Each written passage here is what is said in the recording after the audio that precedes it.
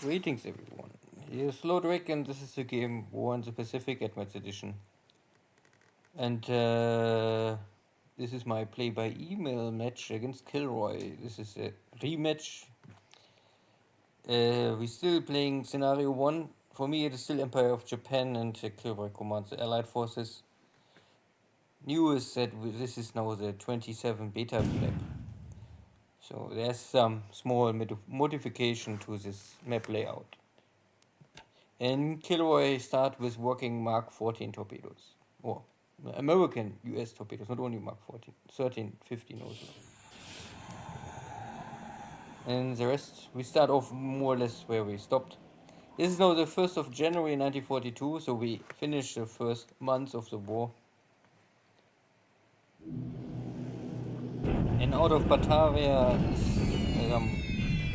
Dutch British bomber formation coming attack Batavia, Palmbang, but creating only small damage and a little airbase hit. But KilRoy try his best, and also some British bomber strike Canton in the night.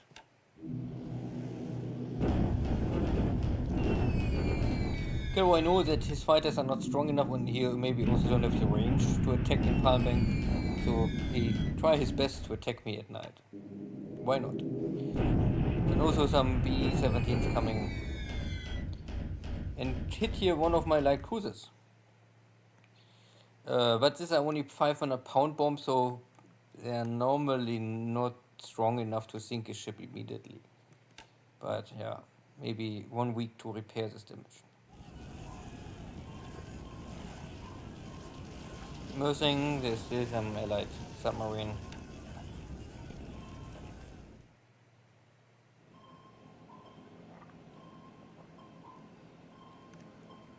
And more activity around Pearl Harbor. One more sub attack against my sub chasers. Here, this is more or less I think a cruiser mine layer task force I sent out, and there was American sub trying to intercept them.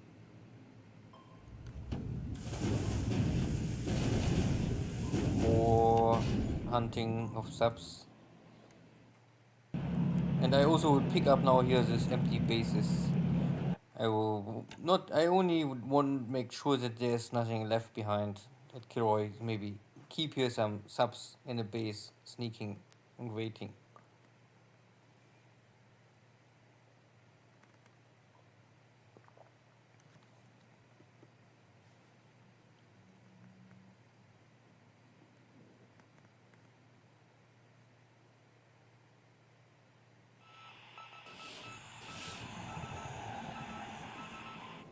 Again, nothing.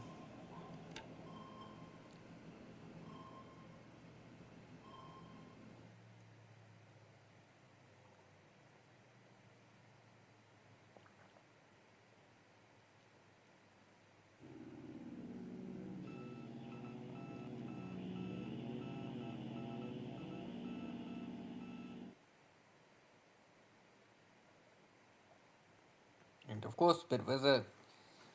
I would say it's normal that at least 2 or 3 air bases per day is under bad weather all over the map. It's depending where, but 2 or 3 I think is totally normal.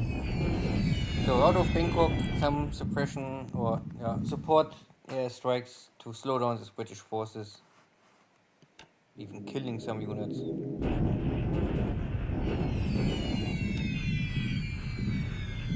And helping here in China.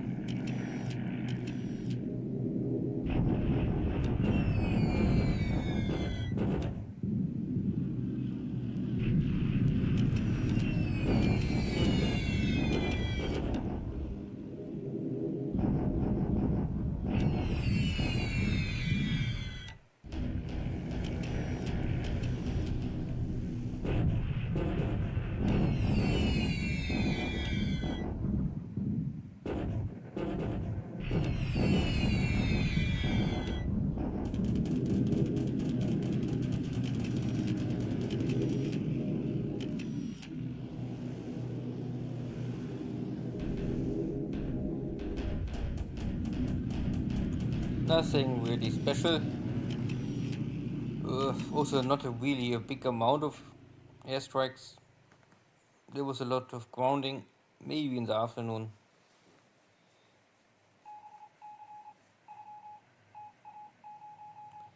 Not Beijing.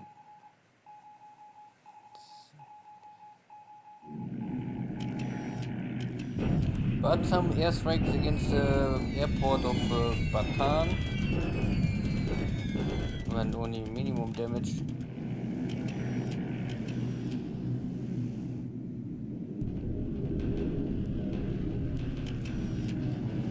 Maybe the army bombers can achieve more. Not really. But maybe it's enough to keep the base under pressure. No additional fort buildings. And also wasting some supplies. I'm not sure how good is the situation of the supply situation Bataan.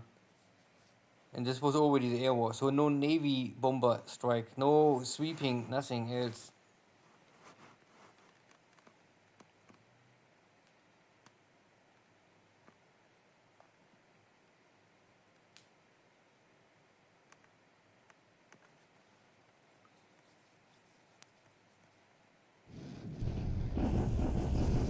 Yeah, my Xi'an army is pushing forward under the leadership of the 1st Japanese Army and supported by the Kwantung headquarters overall. So these Chinese forces are pushed back. They lost already 1 or 2 battles. There's normally not enough reinforcements coming to.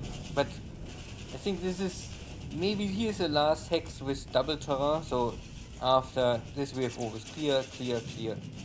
So if the Chinese cannot hold in these hexes, then they will never hold anything.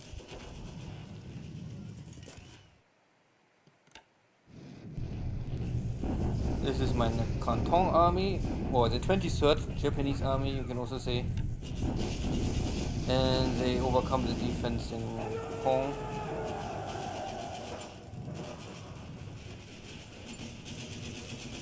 And this Chinese force is falling back to the east. Good, because this is the direction I also want to go. And the last base on Mindanao are holding out. I am low on supplies.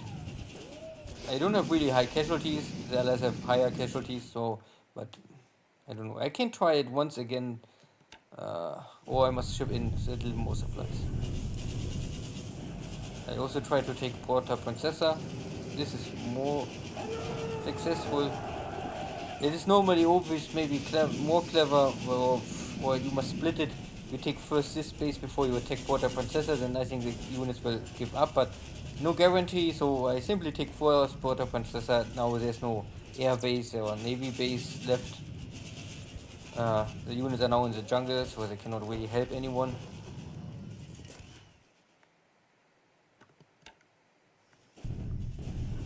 And Bataan Island, it's empty, but the possibility to have there some sub-support ships or AV or whatever. So now no more.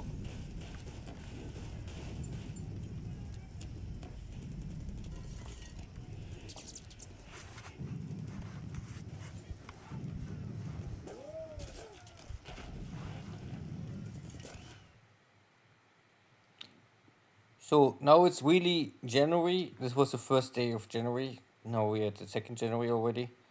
And first maybe I don't know, there was not really much. The air war was very limited. KilRoy lost 6 airplanes against my 3 reported. This is true numbers, so 6-3. It was 2-1 kill ratio. Maybe losses by flying night missions. I don't know. It's nothing really special here to see. It's one of my scout airplanes gets killed by flak, okay. And the others are all ops losses. So I lost maybe 1 pilot, no, 2 pilots. 1 killed and 1 second. Okay, 2 kills. If I'm here already, so this is now after more or less the first end of the 1 month of battle. Normally it's only 3 weeks. I have here still one pilot with 7 kills and 1, 2, 3, 4 others with 6 kills. Plus 1, 2, 3, 4 more 5. So in total I have 9 aces, and a bunch of pilots are ready to jump to ace level. Okay.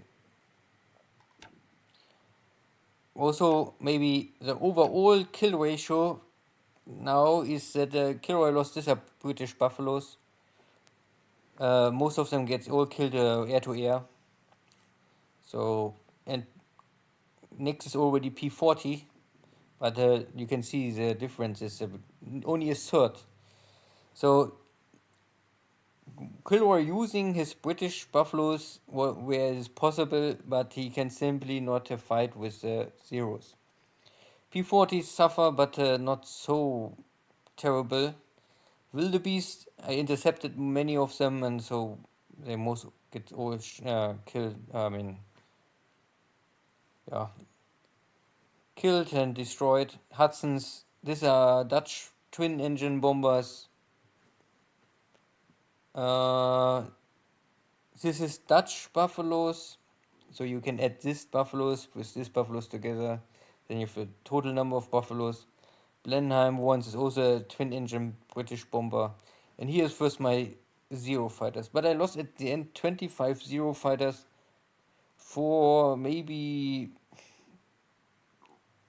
roughly speaking, maybe you can say 200 allied fighter pilots against 25 zeros and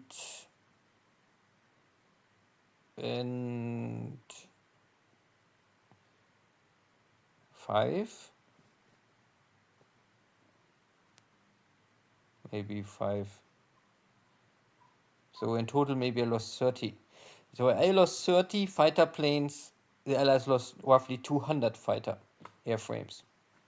That is the direct fighter composition or ratio, kill ratio. The rest is all then bomber kill. For me, it is a. If I go here, you can see I lost Nell and Betty bombers, each 14, so roughly 30, plus 10 torpedo bombers, so these are 30, 40. I lost 40 Navy torpedo bombers, plus 25 Navy fighter planes. So this is all Navy again, and this is an all Army. So the ratio of lost air pilots is still much higher, a burden on the Navy.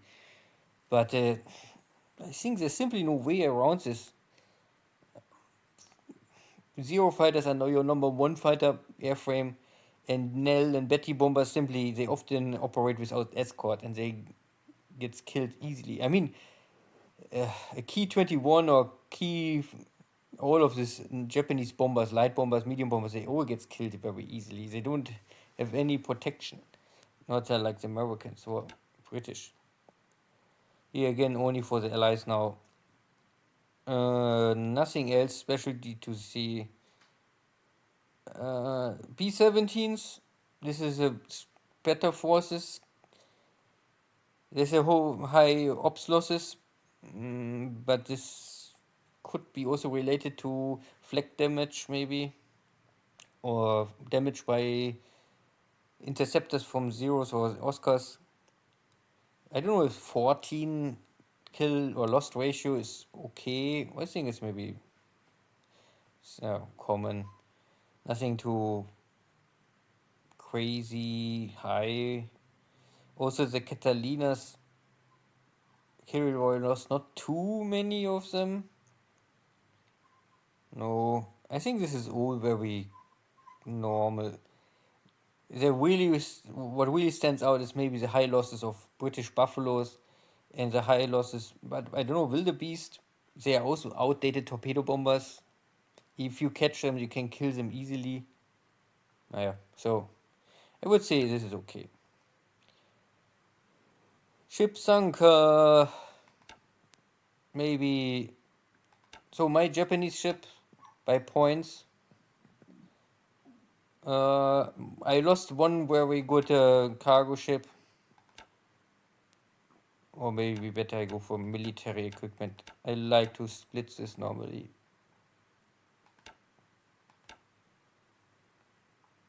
So I lost 1, 2, 3, 4 fleet destroyers, first class. This is all for me, fleet destroyers. They will have this 5-inch gun. Then I lost 1, 2, 3, 4 rowboats already. And this is the normal, the mini subs is, you always lose them normally, most of time. And I don't build them anyway. But they create at least 1 torpedo hit, one battleship. Okay. And I lose, or I have lost here 1 additional support destroyer. This support destroyers, they all have this lighter 12 cm gun, and also the range of second class destroyers is maximum, I think, 4,000.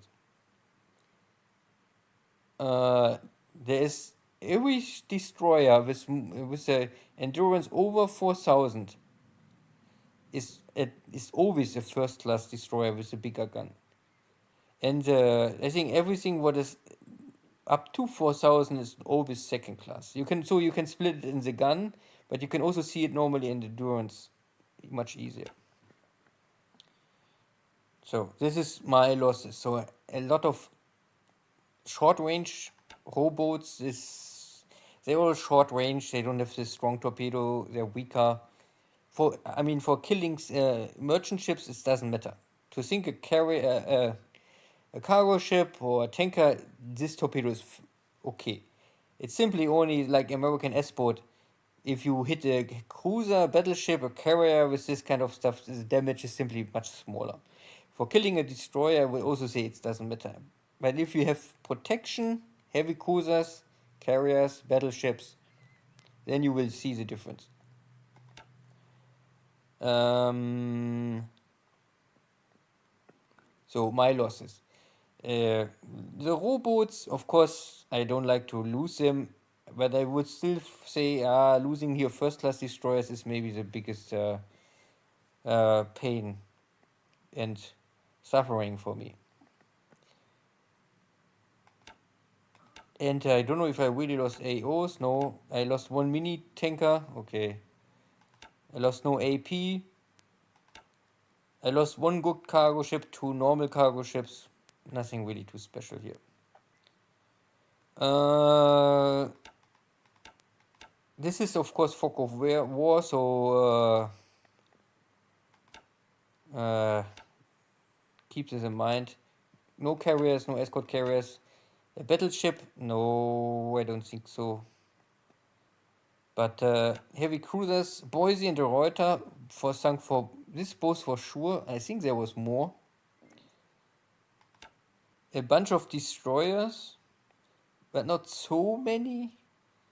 So maybe roughly 3 times, but they are all, more. I sunk more Allied destroyers, but first they have much more. This is a British American fleet together. So they have at least double the numbers in total. They are all smaller, so the Allies, they don't have so many heavy destroyers. Like this one is maybe a heavy destroyer. These are all more light destroyers, but the numbers are simply in favor for the Allies. These are destroyers. Destroyer escort, nothing. APDs, I think they don't have now.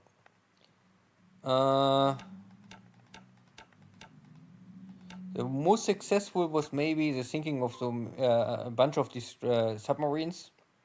So S-boats, but in this case, all torpedoes are working, so it doesn't matter if it's a S-boat or a fleet boat with Mark 14, Mark 10.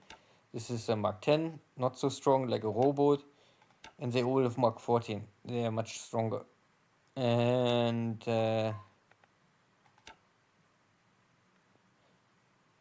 this is also, I think, a little stronger. Yeah, these are really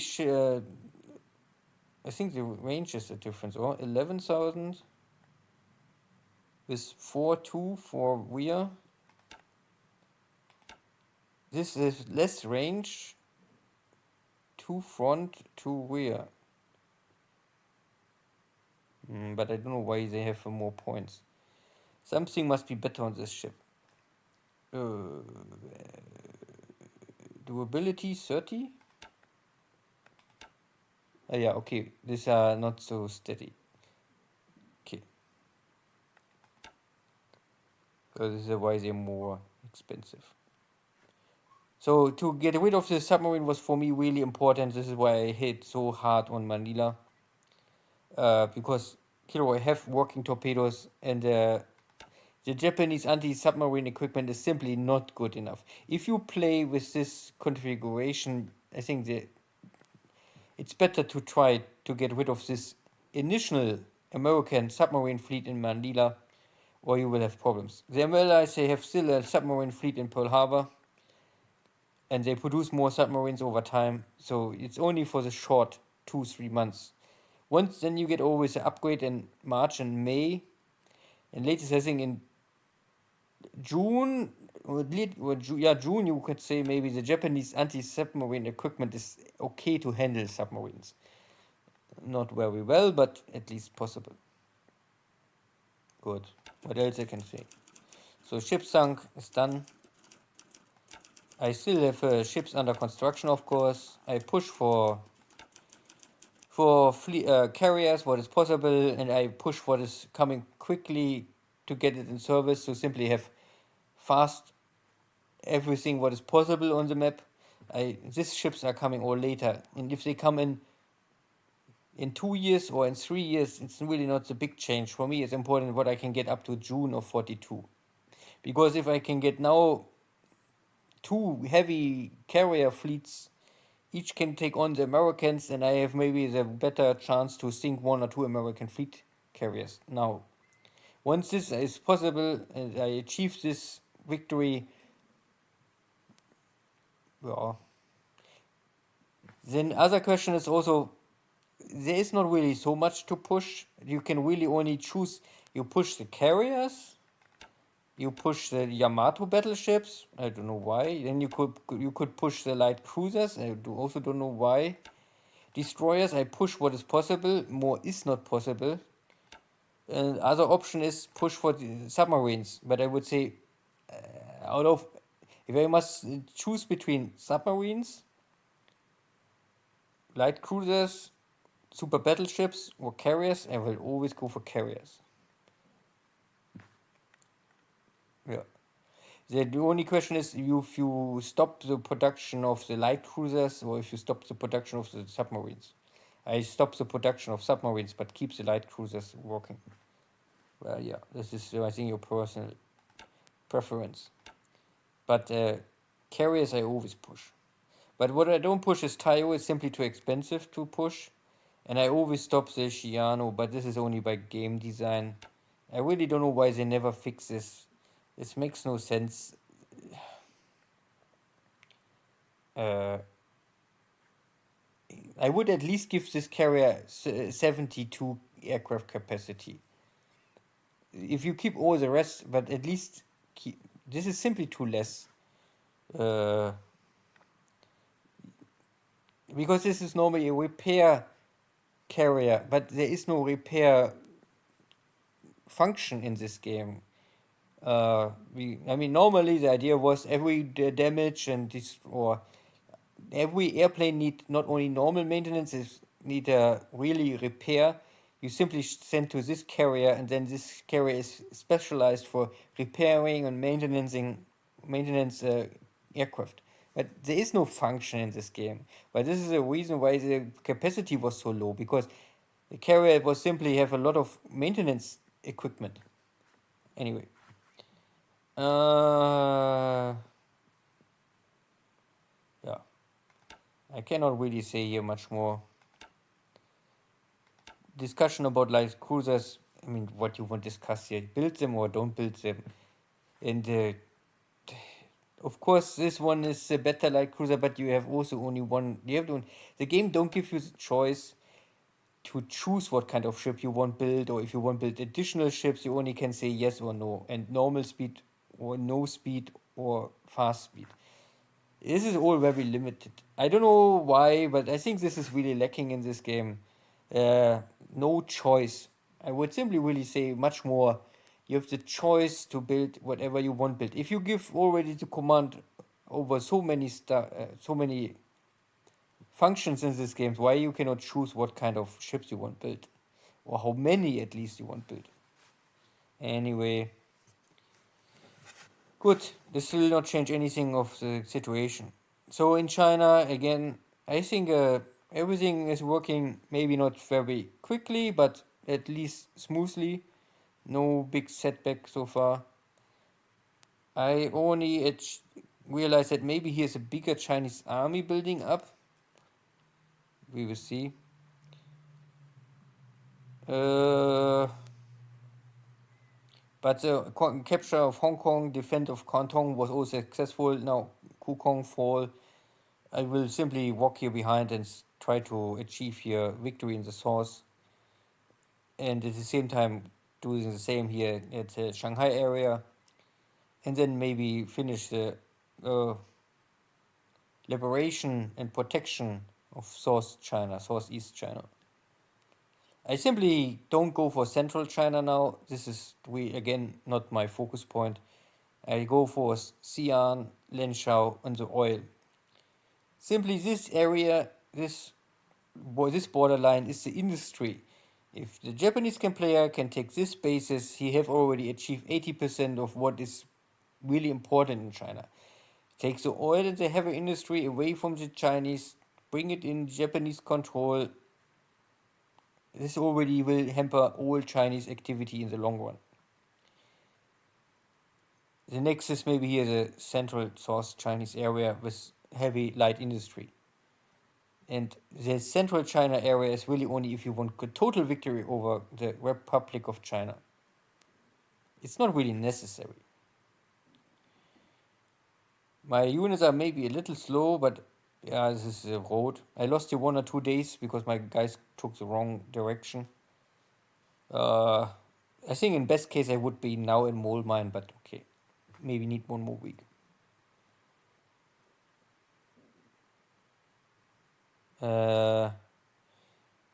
Malaya, the conquest of Malaya is finished for me. This is only here the remnants of British Malayan forces. They don't really care, or I don't care more.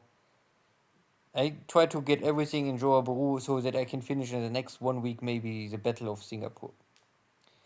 We will see how strong the president is. He has a lot of forces, but many of these forces are maybe half broken. I defeated them once or twice before, then they retreated to Singapore. And the British overall command is also not the best. So it is only critical is how is the crossing of the river. Oh, Singapore is normally an island, so you can say, yeah, it's a river. Or you cross to enter Singapore Island, and you can have high casualties there, or it's just so. This is important. Palm Bank fall, and the industry was nearly fine. Light losses. I think this is fine. So also successful. So Malaya is done successful. Taking Palm Bank is successful. Normally all of Luzon is already more or less done. I concentrate my forces similar to Singapore, maybe 2 weeks, and I can maybe also take Bataan. Then this is also done. Mindanao is already done, more or less. So the Philippines, Mindanao, Luzon is done. The Central Pacific or Central Philippines is still to do. All of Borneo is still I must achieve. But this is all in January. Normally in the next month I try to take all of the Central Philippines, all of Borneo, finish Sumatra, at least South Sumatra, taking Singapore, taking Burma. And then Java is normally, yeah, it's always a question at what time you must go to Java. But at least Surabaya you better take early on. Because in Surabaya, I think some Dutch new submarines will come and some light cruisers. So if you can take this base, and here's also the shipyard. After Singapore fall, the only shipyard the Allies have nearby is Surabaya or then Ceylon. So my forces are here all successful.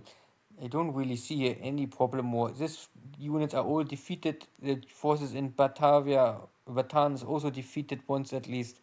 There are a lot of tanks still, but if they're all disabled, then it doesn't matter so much. And the terrain is only double. And yeah, these guys are in the jungle. Most important is really how I take Singapore. If Singapore will burn or not burn, yeah, like this.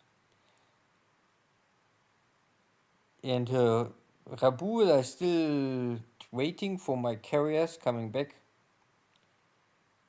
I think my carriers arrive in Truk. Yeah. So my carriers are back in Truk. I may need maybe 1 or 2 days to get planes back ready and all of this stuff. But really 2 days, then I can maybe set sail again to Rabaul. And around 10th, between 7th and 10th of January, maybe I can go for taking Port Moresby. And the rest of the map is still empty.